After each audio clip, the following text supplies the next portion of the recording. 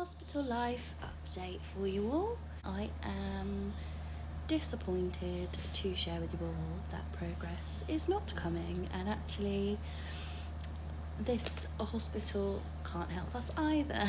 At least not right now. So let me just fill in the blanks here.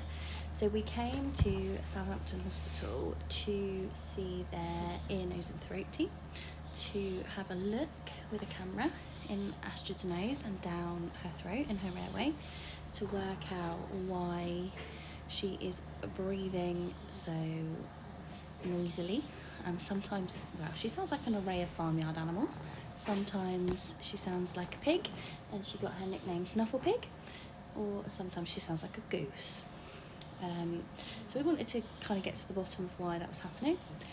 During the scope, they found that Astrid's tonsils are incredibly enlarged, and we were under the impression it was actually her adenoids, so that was interesting.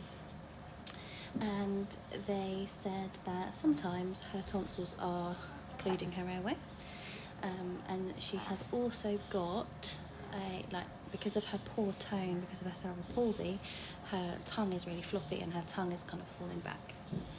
So in order to kind of create space in her airway, the plan is to do a tonsillectomy, to remove her tonsils.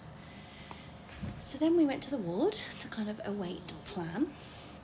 They wanted to do a sleep study overnight, which was when she was wired up to lots of monitors to review how well she sleeps and what her oxygen levels do, what her heart rate does, whether she's got too much carbon dioxide, what her breathing pattern's like, etc. But before that had even chanced to happen, Astrid got a raging temperature of 39.7 and her heart rate was sky high, over 200 beats per minute. So then we had lots of doctor involvement. They swabbed everything, took a urine sample, did some blood tests, and started her on IV antibiotics to kill whatever infection this might be.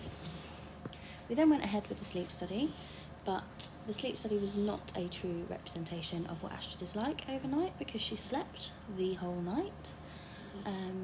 Because she was poorly and feeling rubbish. Normally she wakes up at least 4 to 6 times a night with this weird obstructive breathing pattern, which annoyingly she didn't do. So then we got told the sleep study was normal, therefore the operation can wait and it's not as urgent as we thought. And I think the plan now is to be going back to Portsmouth, so we're near a home, near a family, to continue her infection treatment and await a date for surgery. I have just spoken to the respiratory consultant and basically said I still want this to be urgent because this is affecting her quality of life, having so many hospital admissions, and she is spending the majority of her life in a hospital bed, which I don't want for her. And we, myself included, are struggling with how many admissions she's having. So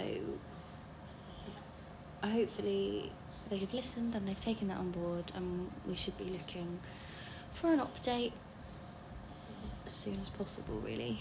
They've said it absolutely will not be within the next week, because they need to wait for this infection to go down, as the infection is a risk with general anaesthetic. So we just we'll go to Portsmouth and wait a date for your surgery. I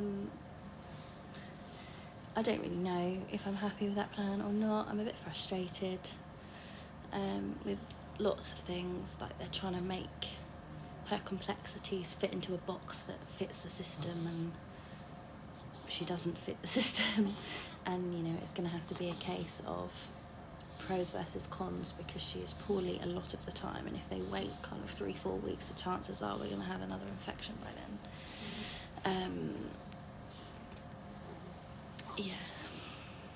So I'm a bit bummed out with the news, to be honest. So typical that she got this infection right as we were here to kind of have something done.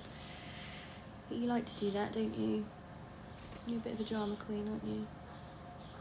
Aren't you? Yeah. Yeah.